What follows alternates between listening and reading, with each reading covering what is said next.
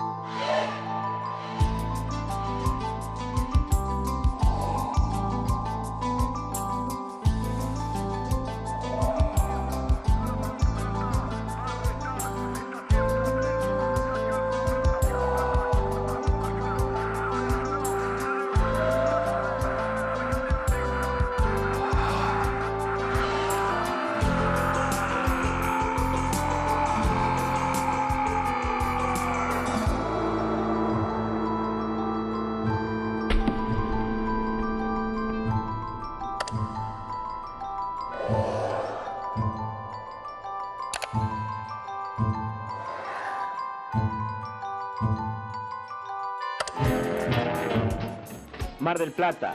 Prosigue el 26º Torneo Internacional de Ajedrez. Naidorf, de Argentina, encabeza las posiciones, superando a maestros de prestigio mundial. También es excelente la actuación del maestro Bolbochán, ubicado ya segundo. El certamen es seguido con interés por un público numeroso que alienta a los maestros locales. Panno, el joven ajedrecista, luego de un comienzo flojo, ha levantado su nivel de juego, escalando posiciones de acuerdo con su bien ganado prestigio.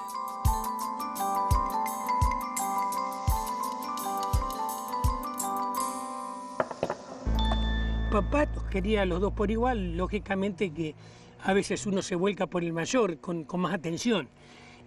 Y mamá, Irma, protegía un poquito más a Gustavo. Con toda la razón del mundo, era el más chico. Papá murió cuando yo tenía 12 años y Gustavo tenía 8. Y una tarde que nos encontrábamos Gustavo y yo en la vereda, tenía un jueguito de ajedrez, apareció, no sé quién lo trajo. Y nos pusimos a mover las piezas, pero a tirar las piezas. Mi padre nos dijo, chicos, ¿no les gusta que les enseñe un poquito los movimientos? Porque papá no era ajedrecista, pero sabía mover las piezas.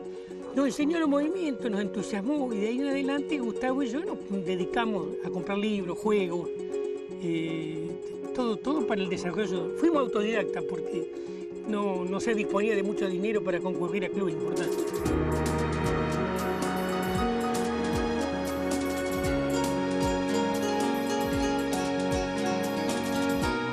La relación con Hasse y el grupo que Hasse comandaba se da en el mismo Club Unión, porque nosotros jugábamos los torneos internos, pero ahí también se desarrollaba la Copa AFA, donde jugaban gente como Naidorf, Oscar Pano, Quintero, Rubinetti, Raimundo García, Schweber.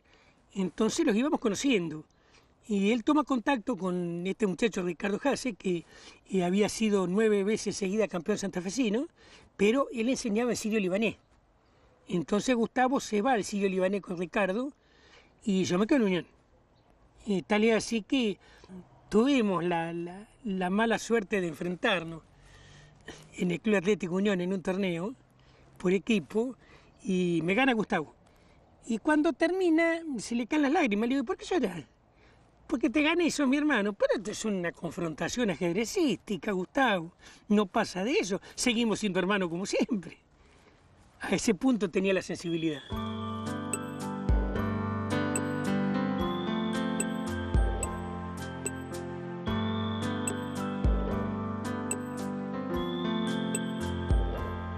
No me gusta hablar en pasado, por eso hablo en presente.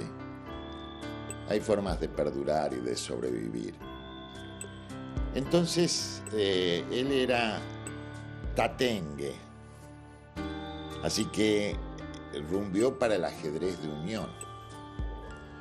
Yo era sabalero. Ahora me he liberado de esas pasiones, ¿no? Me gustan los cuadros que andan bien. Entonces se enoja la gente porque yo voy con el cuadro que está primero, de ese soy hincha casi, ¿no? Y les digo, no hay que ser exitista. Bueno, Gustavo también cursaba el comercial en la Escuela Superior de Comercio Domingo G. Silva, por entonces Escuela Nacional, una escuela de prestigio.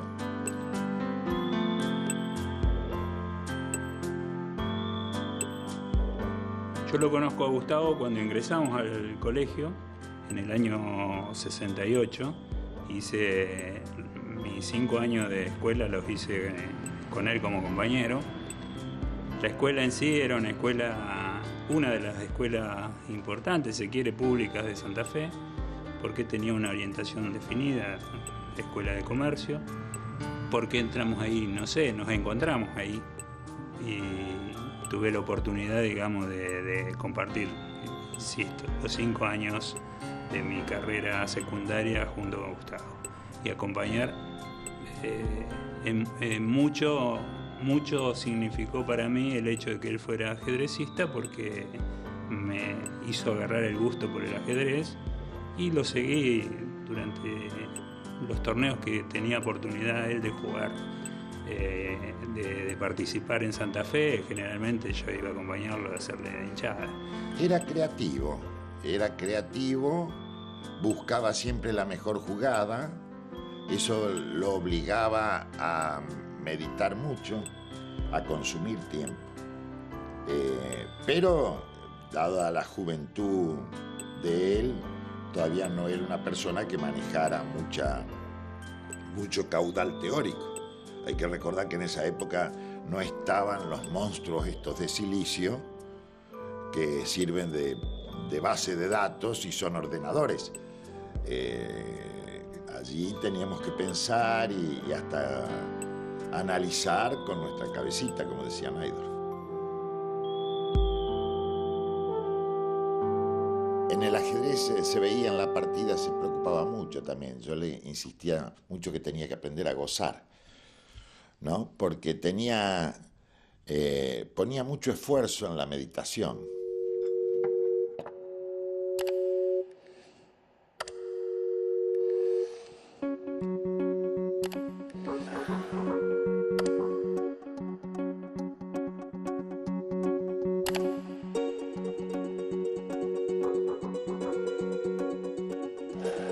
Solía jugar partidas a ciegas en algunos barrios, en la facultad incluso, o con algunas personas a las que desafiaba, no dándole a conocer que tenía algún conocimiento bastante importante del ajedrez. Le jugaba partidas a ciegas y hay una anécdota que a mí me resulta muy llamativa, porque además hicimos la escuela en el mismo lugar, en el comercial. El comercial tiene un patio interno muy grande y se hizo un ajedrez viviente en ese comercial, donde Gustavo con un oponente manejaban las piezas desde el primer piso de la escuela. La idea, porque era una demostración, era que esa partida de ajedrez fuera muy fluida, que se hiciera rápidamente. Sin embargo, se lo tomaron tan en serio, sobre todo Gustavo, que no quería perder ninguno de los dos, y la partida duró más de 2 horas. Se hizo largo y nuestros peones se nos iban cansando. Así que algunos ya que no movían, los peones humanos, el ajedrez viviente es así, las piezas las hacen personas, comenzaron a sentarse sobre las casillas. En vez de caminar o mantenerse erguidos sobre ellas, se empezaron a sentar. Bueno, pero por fin terminamos. Y sacamos como conclusión que la siguiente experiencia la íbamos a hacer con una partida ya realizada, para que fuera más rápido y como una suerte de danza con piezas vivientes.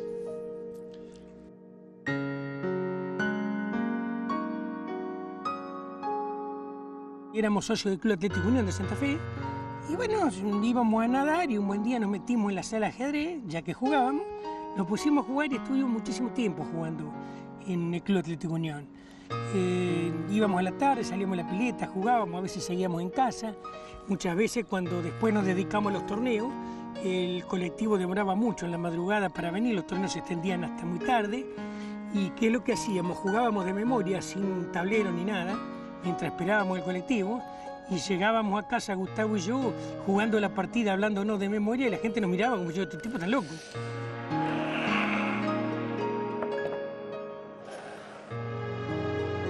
A Gustavo lo conocí desde siempre prácticamente, porque pertenecíamos al mismo barrio, el barrio San Martín, un barrio que estaba en crecimiento, con muchas canchitas.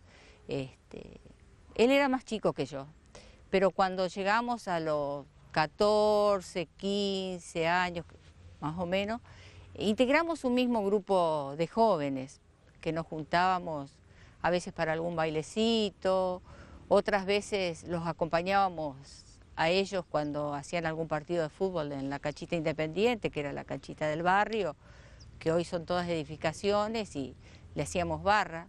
No me acuerdo exactamente ahí en el grupo qué hacía Gustavo, porque en ese momento no lo veía como un deportista.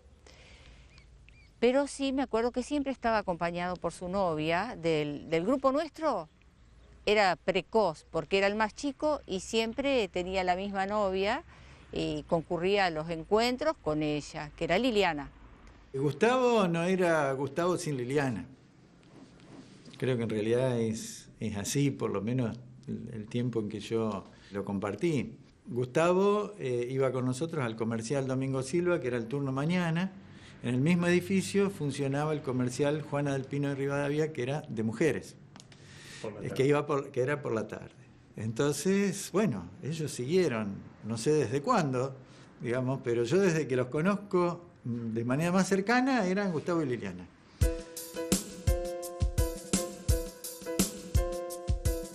Se dedicó a su segunda gran pasión, ¿no es cierto? Porque la primera era el fútbol. Gimnasia de Esgrima Ciudadela, a los 8 años. Muy buen arquero, muy limpio, de muy buenos reflejos. Y a esa edad lo dirigía el señor Niato Grasso, de Gimnasia, y le ve las condiciones y lo quiere llevar a Unión. Cuando Unión se interesa en él, Gimnasia de Esgrima pide no sé cuánta plata por un chico. Entonces Unión le dice que no. Y Gustavo dice, bueno, dejo el fútbol.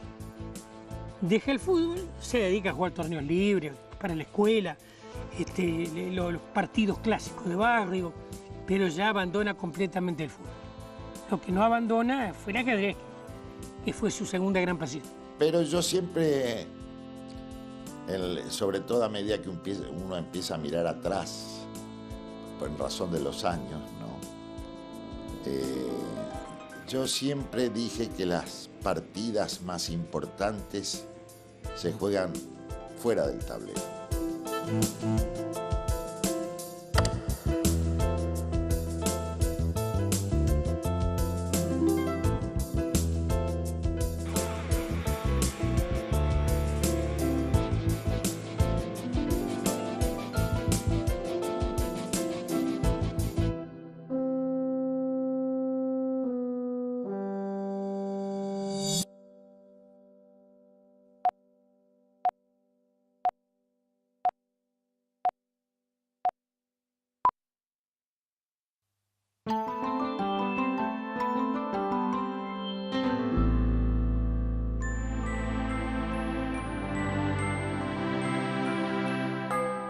Gustavo era muy buen estudiante. Tenía uno de los mejores promedios de la escuela. Él y yo éramos el segundo y tercero, no sé cuál de los dos, porque la verdad que no nos fijábamos en eso. Llega el momento del año 72 en que se pasaba la bandera, ¿no es cierto? Y nosotros nos negamos a recibir la bandera. No en un acto público, porque nos negamos antes, dijimos que no la íbamos a recibir, porque no solo por lo que era la circunstancia del país, digamos, que vivíamos en una dictadura, sino que había toda una cuestión dentro del colegio, había habido cambio de autoridades, vino un director línea dura, pro-milico, disciplinador, que generó un gran caos en la escuela, porque antes había un director de tipo democrático que reconocía lo que hacían los estudiantes y no lo perseguía, y se vivía en tranquilidad. Él, por ejemplo, tenía algunas características. El barrio queda medio alejado del centro. Entonces, cuando volvíamos, siempre él me acompañaba hasta mi casa. Yo decía, Gustavo, no, ¿por qué? Siempre tenía la costumbre de no dejarme sola. Siempre me acompañaba hasta la puerta de mi casa. Una anécdota que puedo contar es que en esa época sabía haber paros de colectivos. No había remises ni taxis como hoy en día. Y él siempre llegaba tarde. Siempre llegaba tarde cuando había paro de colectivo, y cuando se le decía algo decía, bueno, ¿qué querés si no aprendí a andar en bicicleta? Hoy cuando yo veo todo lo que se habla de él, que jugaba al fútbol, que hacía esto, digo, no sabía andar en bicicleta. No sé si después aprendió, pienso que no, que en esa época él era así.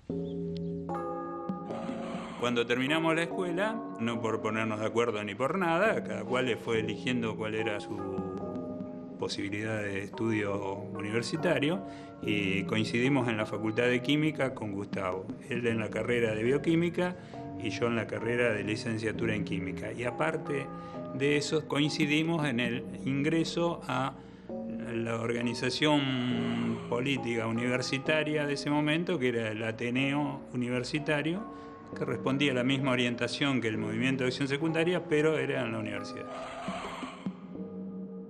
Puedo decir, por ejemplo, que se generó una inundación en Santa Fe y en el espacio que existía entre los dos cementerios, que son el israelita y el municipal, había un zanjón y había inundados allí. Y entonces una noche, él con un grupo de amigos y una pala, fue a tratar de frenarle el agua a los inundados, exponiendo su vida, exponiendo su salud, exponiendo todo.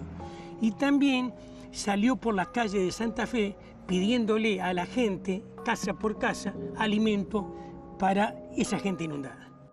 La laguna Setúbal desborda sobre las avenidas Siete Jefes y Almirante Brown. Las aguas con ímpetu arrollador arrasan con lo que hallan a su paso y los pobladores se ven obligados a abandonar sus casas ante el avance incontenible de la riada.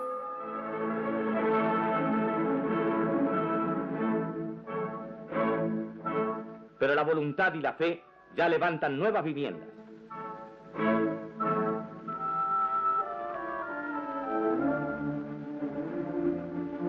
Los niños son los que más sufren en estas horas dolorosas. La solidaridad nacional suma esfuerzos. Nadie puede soslayar lo que es un deber ineludible. Lo piden estos pequeños que lloran asustados ante la catástrofe. Lo piden estas gentes de trabajo que están listas para comenzar de nuevo apenas bajen las aguas. Con la ayuda unánime, todo se reconstruirá porque la vida debe seguir. Lo afirman con elocuencia que estremece y conforta a la vez estos rostros infantiles. En esa época se da todo lo de las inundaciones y nosotros pertenecíamos a un barrio, entonces bueno, pero el barrio nuestro no se inundaba. Entonces Gustavo, nos sumábamos a los grupos juveniles que trabajaban en los barrios, que juntaban ropa, que repartían. La inundación es algo muy sentido por Santa Fe y bueno, así nosotros comenzamos un acercamiento diferente que nos empieza a ligar tal vez a historias familiares que son peronistas, ¿no es cierto? Él después de la universidad también él se va a trabajar a los barrios de acá de Santa Fe. Yo estoy un tiempo con él en la universidad, después él se va de la universidad.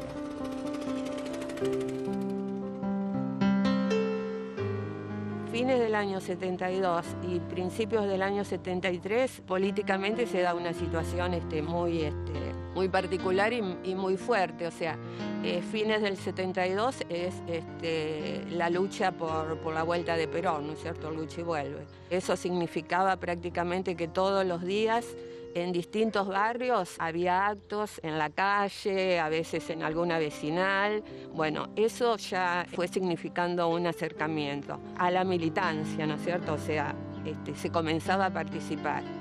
Y de allí se pasó directamente, digamos, a la campaña electoral con Cámpora. Todo ese tiempo, digamos, era ya compartido, ¿no es cierto? O sea, no necesariamente a nivel organizativo, sino fundamentalmente porque eran movilizaciones callejeras, eran movilizaciones que cada vez se iba sumando más los estudiantes y bueno, allí comenzamos a encontrarnos.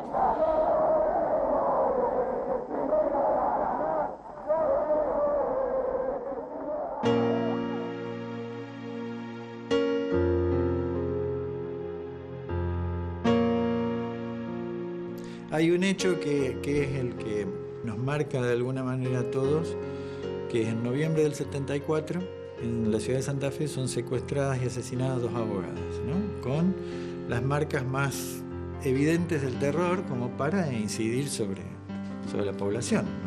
No tenía otro sentido más explícito.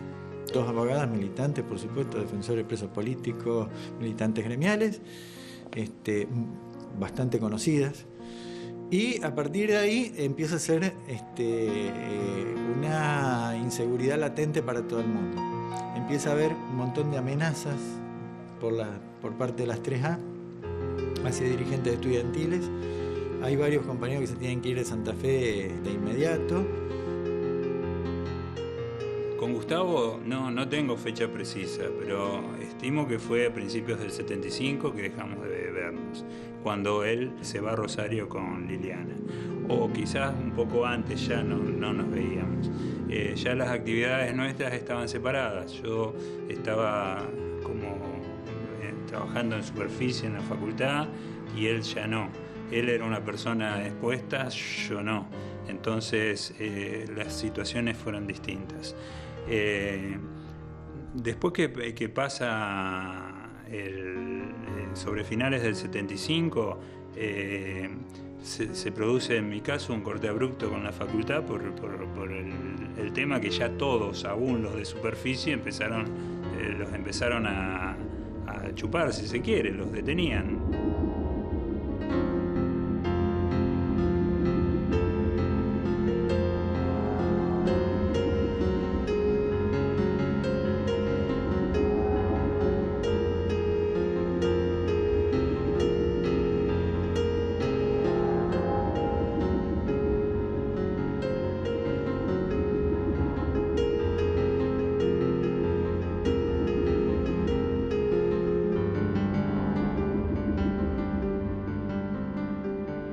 Y Gustavo, no obstante, él tenía un Citroën, un 13B, con todos los papeles, aprobado por el ejército, que en esa época había que pasar por el ejército para habilitar el coche, la tarjeta verde, la famosa tarjeta verde.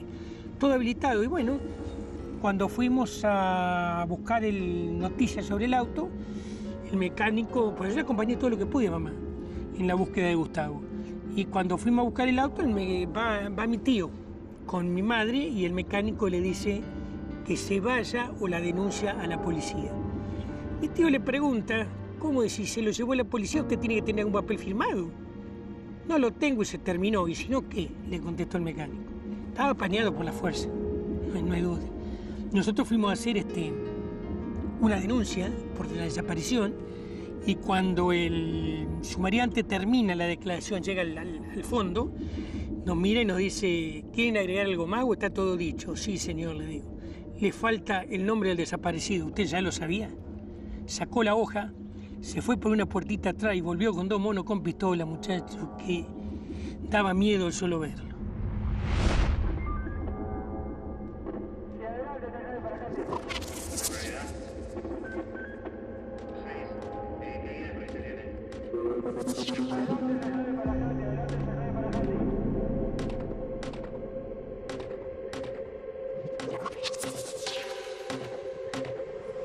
Acá estoy en nombre de todas mis compañeras para rendir un homenaje a uno de nuestros hijos, a Gustavo Brusone, junto a nuestra compañera físicamente ausente, su madre, nuestra compañera. Pero como ya tenemos un compromiso por vida las madres, de donde una no pueda, estaremos las demás hasta el último aliento de vida, luchando por la memoria, por la verdad y la justicia. Acá estamos, por un homenaje tan justo a este hijo nuestro, porque es hijo de todas, porque es igual a todos, a los 30.000 desaparecidos.